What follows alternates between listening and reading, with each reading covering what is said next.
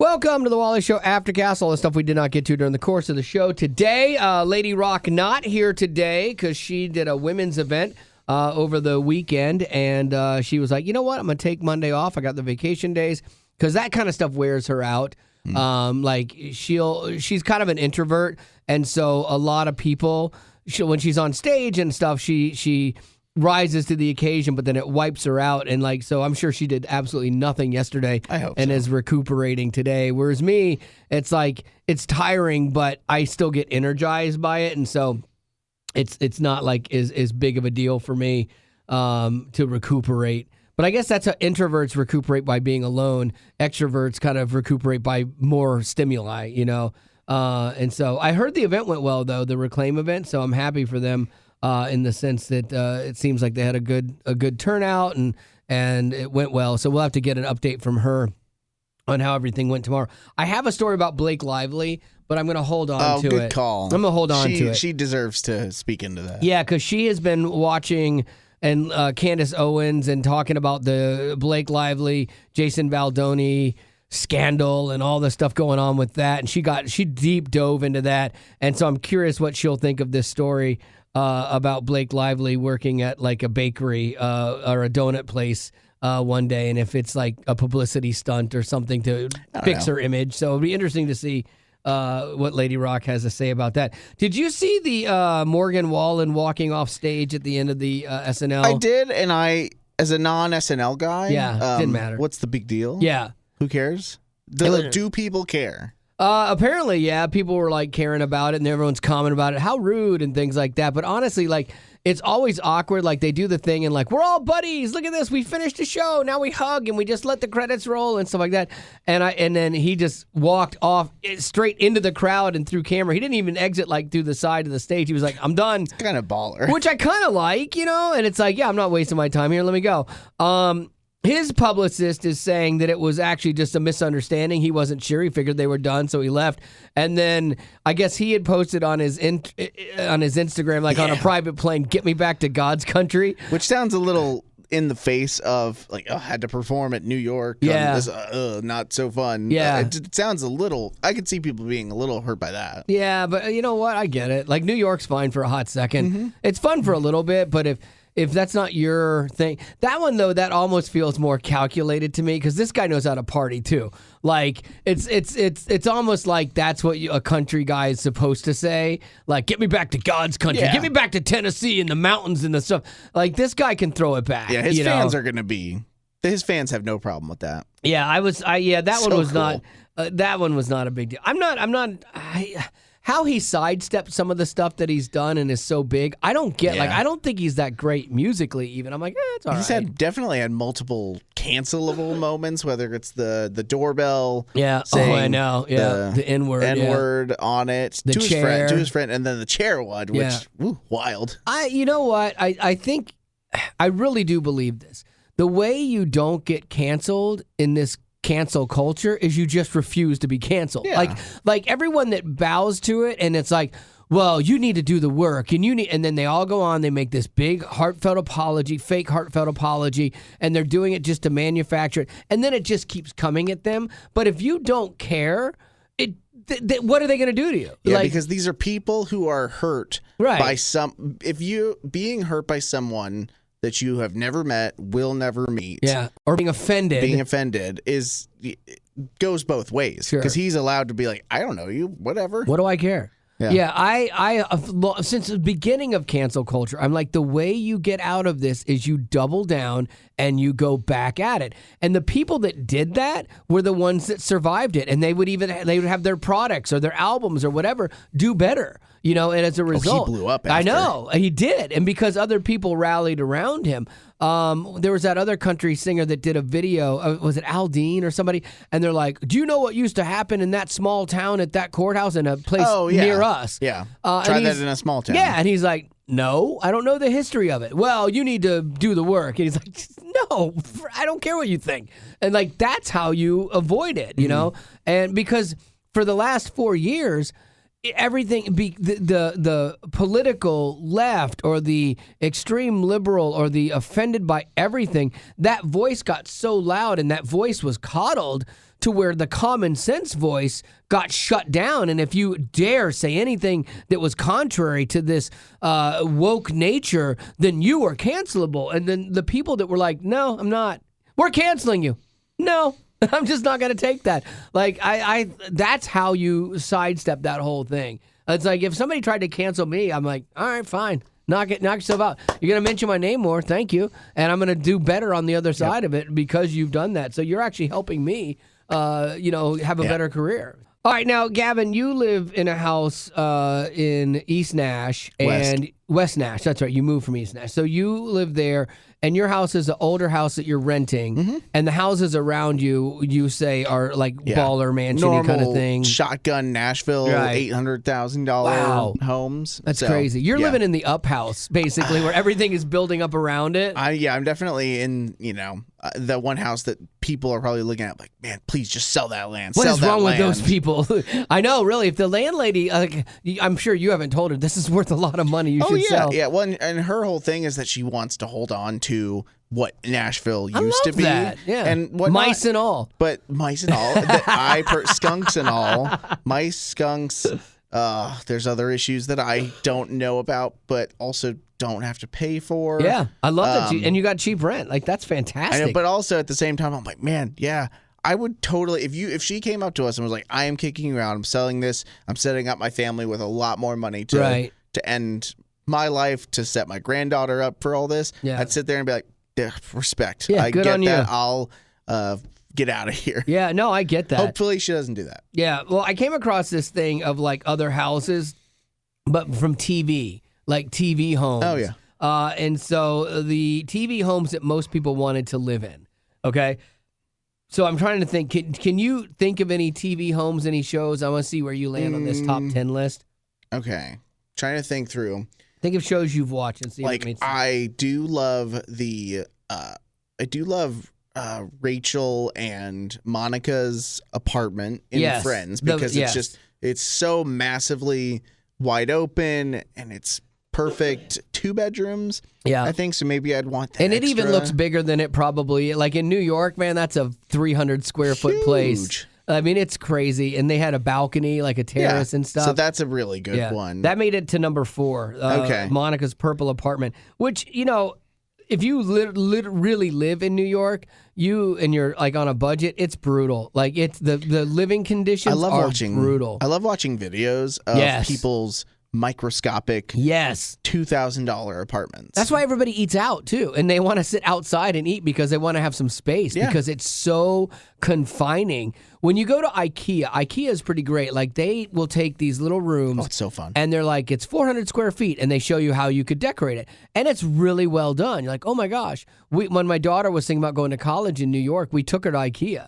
And we're like, okay, this is what you'll be living in, but maybe half of this 400 square feet, because you po. And so she was like, interesting, because I'm like, yeah, you're going from a nice big house, but this is how you'll live. Do you want to do that? Like, is this is it worth the grind and the sleeping in a place that might be shorter than you? And you're going to pay more than I pay for my mortgage. Yeah, like twice more than I pay, which is crazy. No, it's insane. So that was number 4.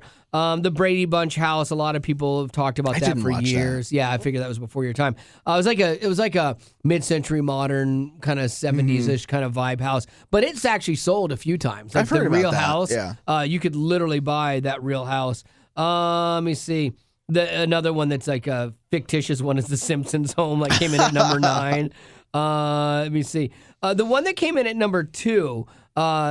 Probably should have been number 1 based on just living condition. It was the Bel Air home from Fresh Prince of Bel Air. Oh, yeah. Give me the mansion. Yeah, exactly. I'll take that. Yeah, exactly. That was number 2. But coming in at number 1, probably. You know what it is. You got to know what it is. Yeah, what's it? Whatever happened to predictability. Yeah. The Milkman, the Paperboy, Evening TV. They made a sequel to the show. Yeah. And I know everywhere Joey and you turn, everywhere you turn. Da-da-da. Yeah. A hand to hold on San Francisco, baby. What? Full House. There you go. That was the number 1 one. That's where people. That's funny. Did I was just kind of semi-curious. Did the Golden Girls house? It did. Number 3. Show up? That's what Haley always references. Yeah. Is like, oh, just be so grandma. I'd love it. Look, that's how Betty's place looks, I man. know. Betty's place is filled with like 70s kind of stuff, and it's a vibe that's just totally her. It's not my taste, but like it's her, man. Like you walk in, you're like, good for you. Like I love her eccentricity, eccentricity. Yeah, I love that about her. I've only moved Betty from one apartment to the next. Yeah. Does it smell like an old person's? Her old couch did, but we got rid of that. It's hard to get that out of those the new one doesn't. fabrics. No. Yeah, oh my gosh. Didn't she own, isn't her couch your my couch. old couch? Yeah, okay. Yeah, she bought my old Be couch. bad if it smelled like an old person. Probably could. I slept on it a lot. So yeah, it probably does smell like old person to me. What do you got for birthdays? Okay, no birthdays, but I did like this question, and it says, this is from John. He said, what is your somewhat unrealistic dream profession? Like it's mine's semi within grasp, but probably not. Totally rock star, like living on the road. Literal rock star. Yeah. Oh, okay. Yeah, living on the road. That's what I wanted to do, and then it turns out I'm not great at music, and so I would totally love to do that, like that. And I know I'd get tired of it too. But being on the road and performing every night and stuff like that, I think that would be a lot of fun. There's so many perks that go with that job. Sure. It's nuts. And like you hear different songs, like, you work 2 hours a night. Yeah, and you have to do some other things during the day, like press events. You got to deal with idiot radio people like me for interviews and stuff. But then you have large gaps of your day where, like, if you're Mercy, me, or Toby, they're out playing golf or doing things that they want to do. The bigger you get, too, the more you get driven to places. You're not driving in a van. You get there on the bus, you wake up, you're refreshed. People are getting you everything because you don't have a car. So you have runners that their job is to go get you what you want or to take you to get what you want. I do see, it's pretty great. I do see Toby play a lot of golf on his tours. 100%, because he has so much time. Yeah. Like in the mornings, it's like everyone else is doing everything. They're all doing sound checks and stuff like that. So and he's go earned back it. up. He's gotten 100%. there. Yeah, he's done the work, and so that's the perks of that job. And Christian artists have it even like not as good as like mainstream artists. Like, sure. There's so many more millions of dollars in the mainstream world that your lives are super pampered and super posh. And that's not the case necessarily with a lot of the Christian artists, but their lives are better than most, that's for sure. What would you do, Gavin? I think it would be to be a good golf courses pro. Oh, okay. So because a lot of decent golf courses do have like a course professional who is in charge of lessons, and generally you go and compete in like local tournaments and places like that. But you do get paid like a pretty livable wage just to teach people how to play golf and probably play golf. A decent amount of golf. Yeah, that would be great. And so it's unrealistic, obviously, because it's just I might not even duff it off the tee on the. I'm pretty here and there. One good shot, that felt special, and the next I might miss the ball. Yeah. So the only person I may teach golf to someday is Bennett, and even then I'll probably be like, man, I might have you learn from one of my better golfing friends. My grandfather taught me to play golf because he played a lot. My dad did, and then my dad subsequently also, and it was fun. Like I like golf. I don't love it enough to be gone 5 hours to go play golf anymore. I'm too impatient. Man. Like I like to play 9. Like I'll play 9 and I'm good with that. Any more than that, I'm like, oh, why am I still doing this? My dream is to play 2 rounds of 18 in one day. That is something we almost did on the golf trip a month or so ago. Was that you golf from 7 to 11, eat lunch, and then golf from 1 to 5. Okay. I thought about tiring. Originally when we were going over to Ireland for my daughter's wedding, we were going to go to Scotland after, and I thought about trying to play like St. Andrews or something and just pay a grip of cash to go play it. But then I'm like, I don't enjoy it enough. Yeah. It'd be cool to be there, but I'm so bad at the game. It would eat you up. Oh yeah, I'd lose so many balls, in the rough there, because their rough is no joke. No, it's thick. Yeah, and so I'm like, there is a course in Ireland. I'm like, I could go play that, but I think I'm going to do this really cool, like, outdoors survival day. Oh, sick. I think we're getting all the guys together to go do that, and I think that'll be kind of fun. Yeah, exactly. I think that'll be I wouldn't join for that, but... golf is one of those frustrating sports that you enjoy it, and you only need 1 or 2 good shots to bring you back because they feel that good, but you hit so many bad shots in the course of a day. Like, I've had 1 hole in one It was an accident, obviously. And then I've had one ball that I played the entire game with. I didn't lose the ball after 18 holes. That one is more special to me because that one takes a lot. The other was blind luck. Yep. This one, like that took effort and consistency to do that, you know? Yeah, I've gotten to the point where I can go around, and I had bought 36 balls for the trip, and then the first day in, I was 2 up because I had found some. Oh, no way. I was like, look at me. I think I lost 3, gained 5. So that's pretty good in essence. But then the next day, 20 into the woods. Yep. It's like, there I am. Yep, that's a stupid game. What do you? Yeah, I'm curious. Like you're gonna get older. I'm already old. Thank you. Like golf. Is that something you envision playing for like the rest of your life? Yeah. I think so. I think I can only envision improving the clubs that I have. Yeah. To tell myself that they will make me better, but they really won't. They do help. They do help. I'm using all of my irons are still a brand. I have no idea what they are, and they were $20 from a secondhand store. No, from a garage. Oh, really? Sale. Yeah. And I re-gripped them so they're not too bad. Yeah. But then I've been improving. I've gotten a gap wedge and a pitching wedge that are Callaways that I got on Amazon or was gifted through Amazon, and they just feel heavier and they feel like they strike the ball better, and those hits tend to be a lot better than these pretty cheap clubs. Oh, yeah. Like if you're playing pickleball, you can buy a cheap pickleball paddle and it doesn't hit as well because the other ones are lighter and they've got like a gripper on them, and so they'll spin the ball differently and stuff too. So, yeah, I mean, there's a saying before that a bad carpenter blames his tools, but you've got to have the right tools in which to build things. Like if I'm making something, having tools that are dialed in and they're set up right and they're good quality makes a difference in what you are able to create. You know, and it's the same thing with golf. Yeah, and it's the thing you generally, I mean, like my dad retired from the Air Force and his gift to himself was like a brand new golf set. Nice. And so that makes sense. I'm in the build it up slowly realm of my life because I'm not just going to go, the clubs I really want, I'm not going to go spend $1,000 just to get just to get that. Whereas maybe once every 3 months, I can spend $150 to get one club to slowly get to where I want to. If I was like, I always said I wasn't good enough at golf to warrant buying really expensive clubs. And so I had knockoff clubs. And then I'm playing with my dad's clubs now because he bought like a better set than I would pay. If I was playing all the time and I was getting better, then I would go ahead and spend the money on the thing. But I'm literally I didn't even play all last year. Like for a while I was playing like 4 times a year at tournaments that I'd get asked to play in, and that was fun. But now I would not even consider myself a golfer anymore. My prime 2 or 3 years ago was playing 4 times in a week. Yeah, no. And I think I look back on that, I'm like, I did the no kid thing pretty well. Oh yeah, that was a good time. I definitely achieved that well enough. And some days I do miss it. Now I'll get back out and be like, I'm rough. This is not as fun because I'm not as good at it. But it still, for me, is a very big release to just be out for that amount of time and this be my only worry. Yeah, for sure. Well, all right, that's going to have to do it for your Aftercast. We'll get caught up with Betty tomorrow and see how her event went and how her time off away from us went, which I'm sure she's enjoying. Yeah, I'm sure she's loving that. I've tried not to bug her. Again, I legitimately think there's a chance she might not be awake. Oh, yeah, because we're taping this like 10:18. Yeah, she won't crack her eyelids till about noon today probably. All right, that's going to do it. Thanks for being a potty.